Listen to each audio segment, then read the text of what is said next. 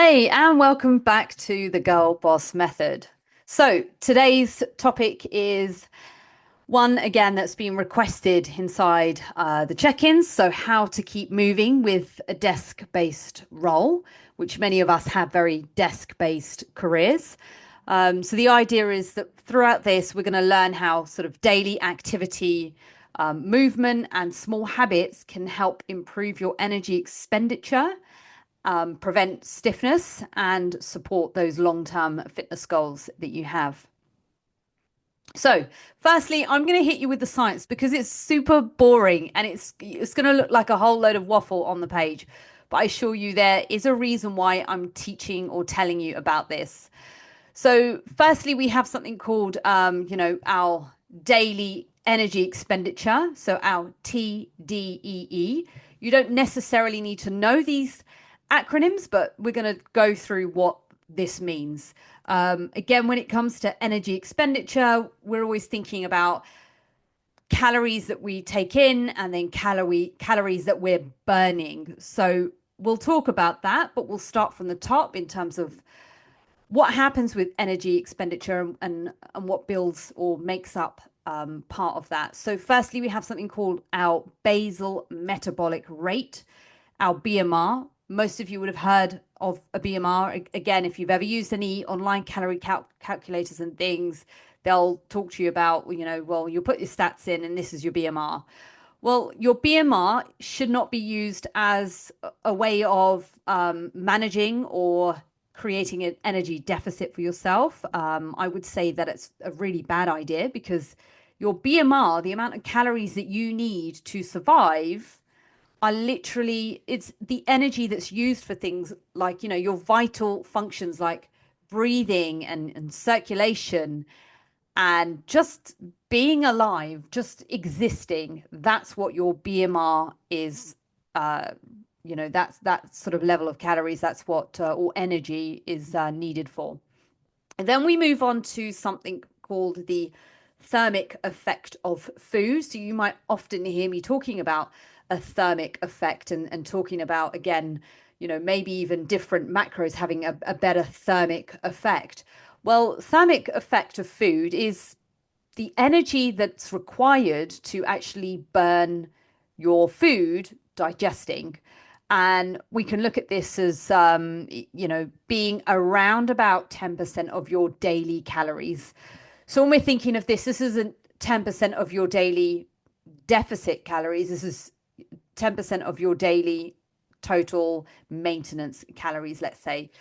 Again, when it comes to the energy burned with digesting food, so quite often when people are having larger meals before bed and then they complain that they can't get very good sleep and they wake up feeling a bit groggy and they haven't actually had a restful sleep because they've woken up loads. Well, it's likely that your energy is being used to digest your food, and really the body is always going to take a priority over doing certain things or certain actions. It's very clever at picking and choosing. So even though we might want it to do certain things, it will use energy to do other things. So we might want energy for sleep, but it will say, no, you've given me food. I need to use this energy for food. Therefore, shit sleep. And then we have something called exercise energy expenditure. This is, without a doubt, the biggest amount of effort that people give, or the biggest amount of thought or space or anything that people give, is towards that energy expenditure, that exercise energy expenditure. So this is the energy burned through your planned workouts. And again, when people are thinking about going on a fat loss or weight loss journey, they often think that they have to look at the exercise that they're doing and try and burn, calories through the exercise. The trouble with that is that, if you're focused on that, you're not focused on what you're consuming, there's going to be a misbalance or a mismatch somewhere. And then we have this area at the bottom, which again, I feel like people are only really talking about this more over the last few years, and maybe this might be new for you if you've not heard me mention it, but I'll talk about your NEAT. Your NEAT is your non-exercise activity thermogenesis. This is all movement that you create out of structured exercise. So if I sort of re-clarify, we've got your BMR, which is the stuff that you stay still and it keeps you alive. Then you have the energy that you would expend to digest food. Then you have the energy that you would expend for planned workouts. And then you have this area of this NEAT. So this is all the movement that we do outside structured exercise. And we'll kind of move on to that shortly and I'll explain. Can I explain this now? Yeah, it's all just think of anything that you're doing, outside of exercise that you might presume as being like, calorie burning. So moving on, I promise I'm not to lose you in this, but once we've established those things, we need to truly establish what your physical activity level is. And again, this is where we might think about, trying to think about what you need to do in order to survive, and then what you need to do to add in that movement. So the NEAT, if you like, right? So we would just describe this as physical activity level. And there are different categories for this. So no two people, I'll have no two clients that are exactly the same, right? It's a very rare scenario.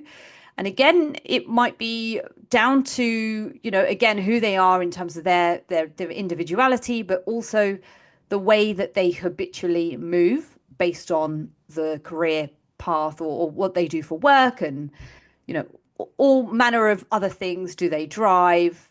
Do they walk everywhere? Do they cycle?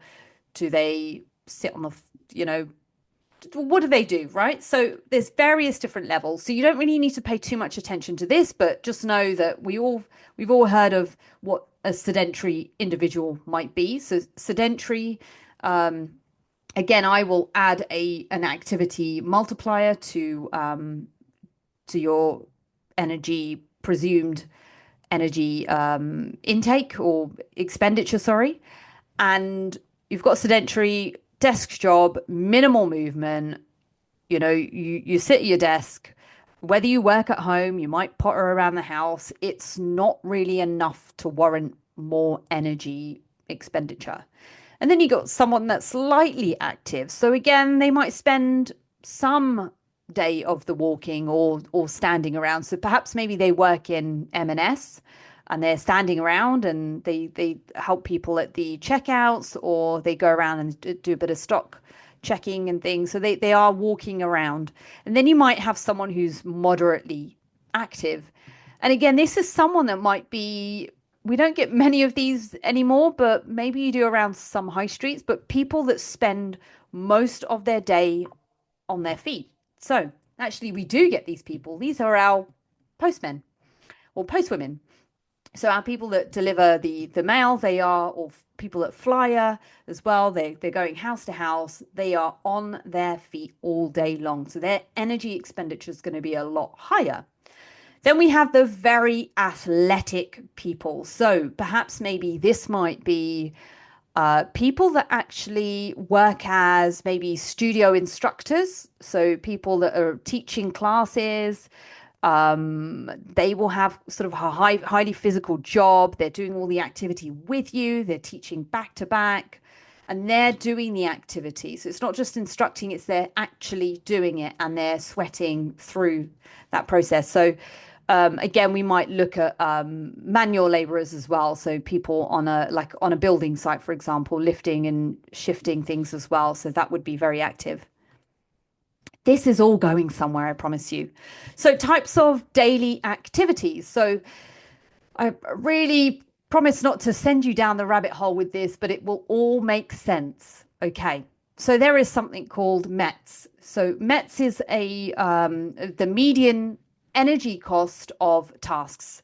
So it's a metric that we might use to equate a movement of such. And so when we're thinking about very low METs, so low amounts of energy cost, that's things like you're sleeping, So you've got your BMR, and then you've got your things like you're sleeping, you're lying down, and you're sitting for long periods. So examples would be watching TV, reading, maybe even listening to something. Yes, these all take energy, but it will be very, very low. So you might be just a tad bit above BMR there. Then you have low METs. So again, sedentary desk-based work.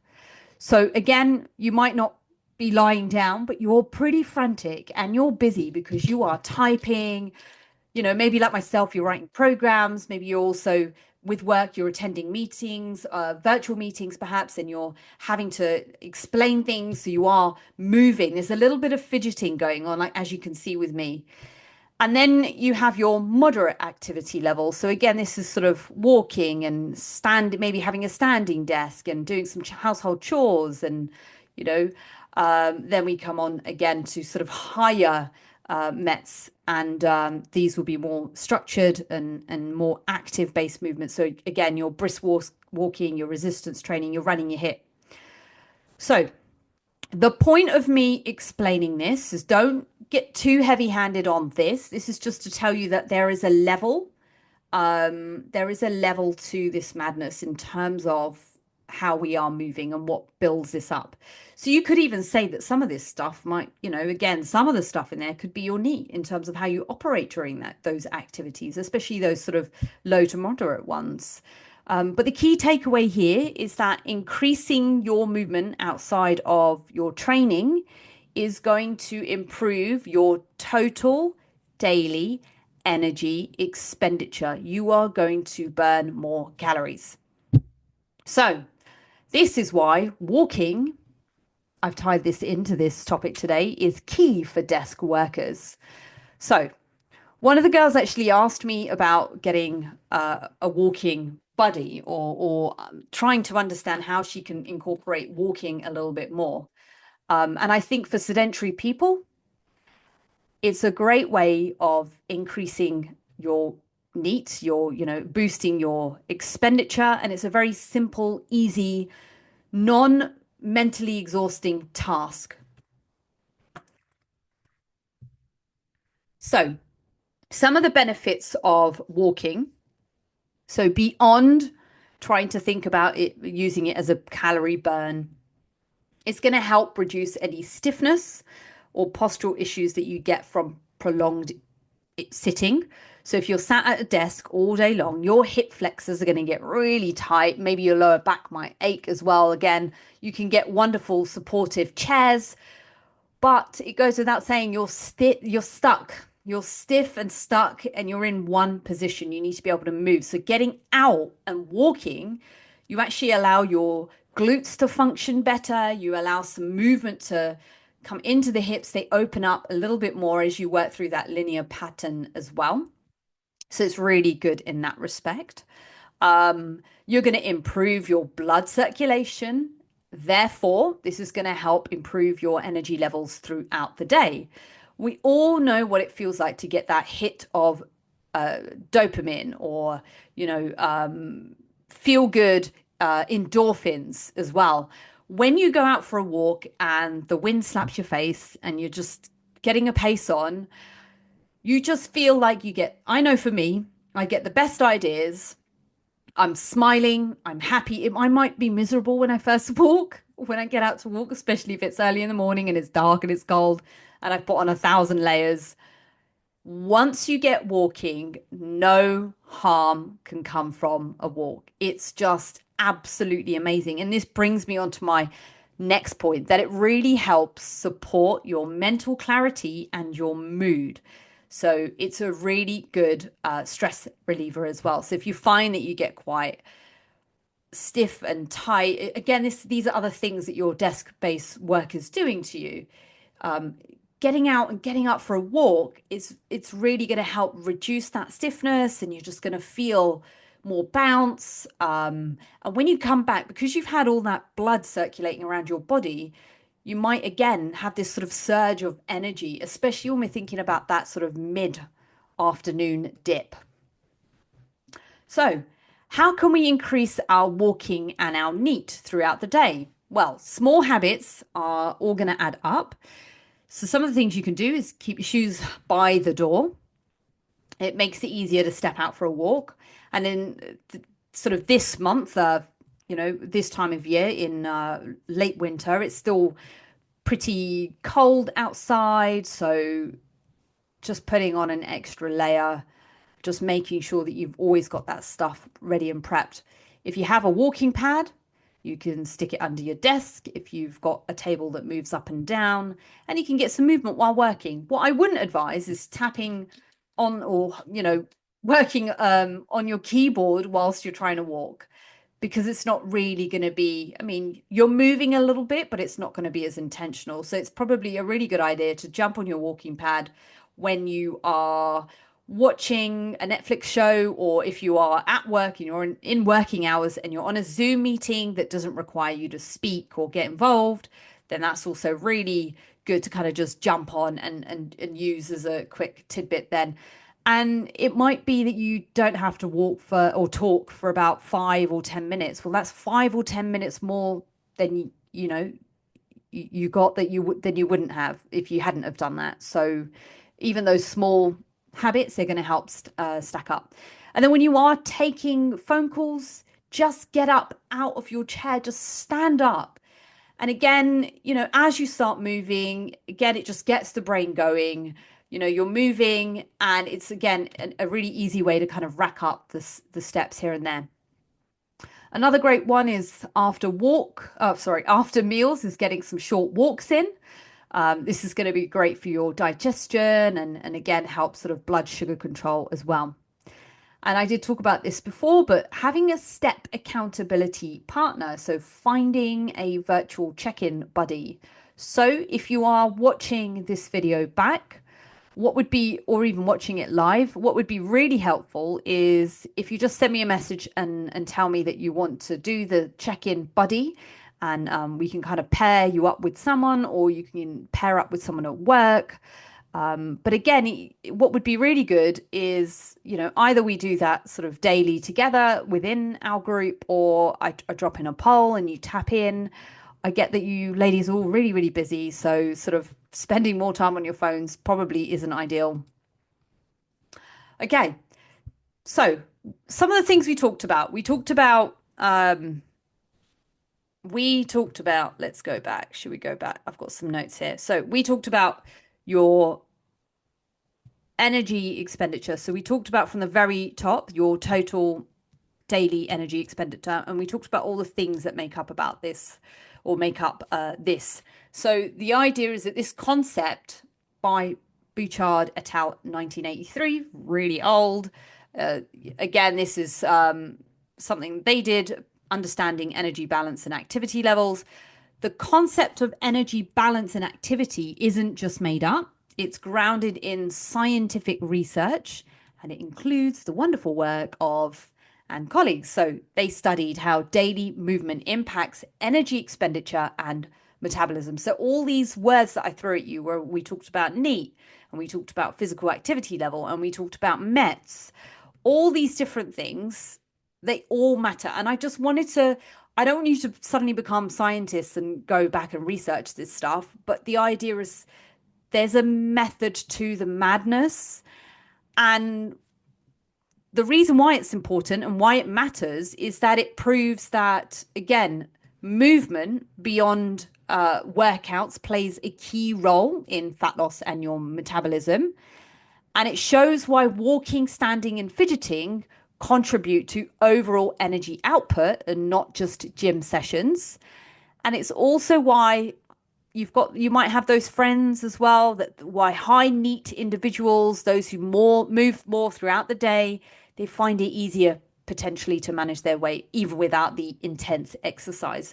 So again, a lot of it's going to be built on just the way that we habitually move. So if, for example, we were to drop your calories like massively, like super, super low. Maybe I wouldn't do this, but maybe you went online and you thought, oh, that's my BMR. Let me just eat my BMR and do that. Well, you're going to become super miserable, because not only will you just not be eating anything for very much, Again, you may have heard all of these really low calorie options that people have done in the past, where they eat 800 calories a day, like Michael Mosley suggested, or they'll have like 1,000 calories or 1,200 calories, and for some reason they believe that this magic number is going to be the thing that helps them lose weight.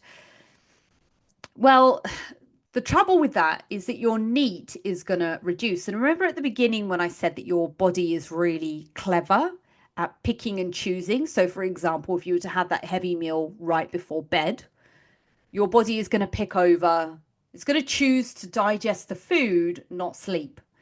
So you're going to have an issue there. There's a battle. There's always an internal battle that you just don't know anything about. So as soon as you lower these calories, the fidgeting decreases. So the fidgeting, if I was in an extreme deficit, maybe I'd sit back in my chair and I might not even hold my mic, but I'll sit here and I'll speak, and my voice will slow down and my hand movements. Maybe I'll put my hands in my pockets because naturally, as you start to decrease energy intake, your body will get, it needs to preserve energy. So, again, you might become colder. So, again, there's all these different things that it will do, all these tricks that it plays on you to kind of shut down and do less and move less. So, this all this fidgeting stuff is super important. Okay.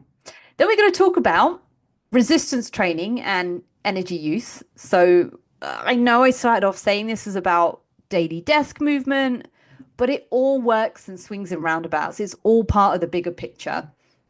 And again, it's almost giving you that reminder as well. So when we're thinking about strength training, so again, this is our planned activity. It doesn't burn as many calories as cardio, but, and this is the reason why we give this priority, it helps build and retain muscle, which will help improve your metabolic rate. So your ability to, process or burn more calories at rest. It's not massive, but it's enough. Also, by having, and again, when we're thinking about retaining the muscle, ladies, as we move further along in life, so when you get into your 30s and then your 40s and 50s and 60s, etc., as you get older, you will naturally start to lose muscle mass, especially if you do nothing, which is why it's so important that we build and bank this stuff now. Super important. So it's not just for looking fit and toned and wonderful and feeling strong and carrying your shopping bags. It's also ensuring that you don't fall over. And I know that sounds really silly, but again, I don't know how much you girls know about my like sort of some of my previous career paths as well. Again, being around health, fitness, and wellness, but I did spend some time working in physio as well, actually training elderly people exercise in the gym. That was quite fun. But again, it's all those things that we're preventing those falls. If you don't have strong leg muscles or calves or glutes or any of those things, well, how are you going to stand? So just think about that. It's really super important. So combined with higher NEAT, so that non-exercise thermogenesis, it's going to be key for fat loss and body composition. So again, we're thinking about that progressive overload and that walking as well. This is going to be a nice, solid fat loss strategy. Progressive overload is brilliant. You know, getting stronger, it feels so good to get stronger and being able to like lift heavier things as well. But it's really important that we continue adding these like micro stresses towards, our body to just keep building and building and getting stronger and better. And a word on why cardio isn't always the best approach for fat loss. I'm always swinging this round, okay? So, before, and again, you may have been here in the past before you came on board with me, many people might default to cardio. So, again, you're thinking about your running, your cycling, your HIIT classes, and they resort to those things as a means for weight loss because they assume that because it's cardio. It's going to be the fastest way to burn calories. Yes, you're going to burn more calories doing cardio. However, long and high intensity cardio sessions can actually drive your hunger up, making it harder to stay in a calorie deficit. We want to live in an approach that is sustainable. That's what sustainability is all about, not this sort of haphazard things and scenarios going on. So it's just really important that we manage that. And for example, I know that some of you ladies absolutely love running. Running is brilliant. It's really, and this is just not to say that you shouldn't do cardio. Like you should do cardio, but we're not doing cardio for the reason of creating fat loss or weight loss. So, for example, even with running, it increases your energy demands, which again may lead you to eating back your burned calories. And actually, when you are running, you need energy. It's not just something that you're going to just run on empty. It's like a car. You can't drive a car without putting fuel in it. So it's really important that if running is a part of your program and what you're doing and your life and you love doing it and you find it mentally freeing, because a lot of people do, and that's why they choose it, then yes, you're going to need some more calories. We need to be able to support that. Again, yes, still having an applied deficit, but just understanding that it's not going to be your energy output, your expenditure, which is what this session or this call is all about. Your expenditure is going to be a lot higher. You're going to be higher up the physical activity level. And again, running at home. Cardio only approaches will often lead to a mix of muscle and fat loss, but muscle, and that's going to be way harder to achieve that toned look. And what happens quite often if somebody does head down that approach where they go, no, I'm just going to do the weight loss right now. I'm not going to do anything else. I'm just going to lose weight. I'm going to eat less calories and I'm just going to do more cardio. Let me do that first. Let me just drop the weight first. What ends up happening is that as they get slimmer or smaller, they achieve more of a skinny fat look, right? And the idea is that we want that toned look. We want to have our curves that make us, feel stronger and more fuller as well in certain areas as women as well. So it's just really important to kind of highlight that as well. And you don't want to lose muscle mass. It's so important for so many health reasons. I could run off a list right now, but I think I might bore you because I run them off quite often. But just so many different processes within the body. It's so important to have muscle mass. So, yes, the smarter strategy would be to prioritize resistance training to build muscle and to use walking and an increased NEAT to create a sustainable energy deficit. So avoid the whole thing of the more cardio, the more weight loss trap. It will often, again, lead to muscle loss, increased hunger, and plateauing results. So moving back towards the sort of desk focused arena. So when we're thinking about desk friendly mobility and movement, you want to try and get some sort of, preventing your aches and stiffness again with some stretches. So when you are at the desk, just sort of spending some time doing, some shoulder shrugs, maybe some neck rolls. If you can see me, some neck rolls.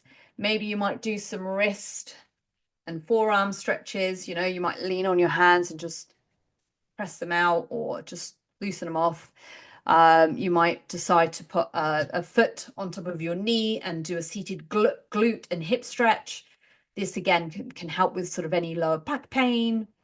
And you might do some spinal twists. So you can do this. You just bring your arms up and then you'll just keep your nose in line with your collarbone, in line with your, just all the way straight with in line with the middle of your arms. And you'll just move and you'll just draw the tummy in and you'll just do those really small, minute movements. If you start going really fast, just try it. You'll end up feeling in your back. So just really small movements. And again, if you feel like it's feels a bit better, you can also roll off your sit bones, your bony sit bones, and do those as well. And then you've got things like, you could do seated cow stretches. So you've all got seated cat and cow that you do on the ground. You can actually just do it here. So if you just bring your hands here, maybe even on your forearms, and you can just roll open here. Another one that I absolutely love is a thread needle. And thread needle you could do absolutely anywhere. You can do it on the floor, you can do it on your desk, and you can do it on the wall as well. And you're just opening the arm out, opening the chest out, and you're stretching and threading through. So some really cool stuff, ways to kind of just break up and just move a little bit. Okay. And these are not for calorie anything. They're not for energy expenditure. These are specifically just so that you feel a little bit nicer when you are sitting at your desk. Okay. So when we think about walking in step goals, you'll see me do this is we'll have a look, you'll integrate your phone or your watch or what have you with my app, and I will see where your baseline is, and then we will build you up. And it needs to be at a level that you can sustain.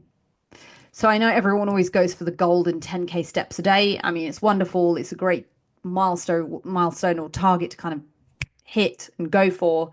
But if you find you're one of those individuals that can't get past 1,500 steps a day, that's going to be near to impossible for you, especially right at the beginning. So it's just about building this up, and you're habitually changing who you are as a person by getting more steps in, etc. So again, we've got, Apple Watch, Fitbit, your phone app as well. I know we don't carry our phones around us with all the time, but it's again that will pick up steps. And then we're thinking about really small things. These are so obvious, but taking the stairs instead of the lift. I almost never get the lift unless I've got really heavy bag or I'm on holiday and wheeling a suitcase in. Then you've got no choice but to go up an elevator, a lift. But other than that, stairs as much as I can. It's good for you. And yeah, especially if you don't live somewhere that has stairs, I think it's really important to try and ensure that you are taking stairs at some point somewhere in life. And walking instead of short car trips. So this sounds really bizarre, but I'll tell you anyway. This is a personal thing. So where I live, we have like a really small town centre, and it's about I mean, Google Maps will probably say it's 20 minutes, but I'll probably do it in about 12 because I just speed walk now. But when you're going up towards this area, it's so annoying because there's a roundabout and you have to drive and you have to wait at traffic lights and then you have to go and fight for a parking space. And, by the time you get out and stuff and you get everything sorted, you just end up wasting and taking like up more time.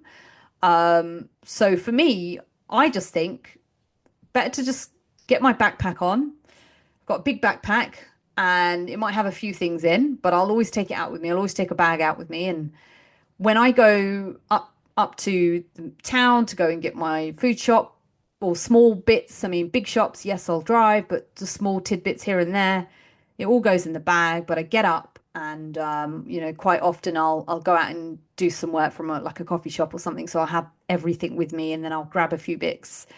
But I just use the opportunity to just walk instead, especially when it is dry out.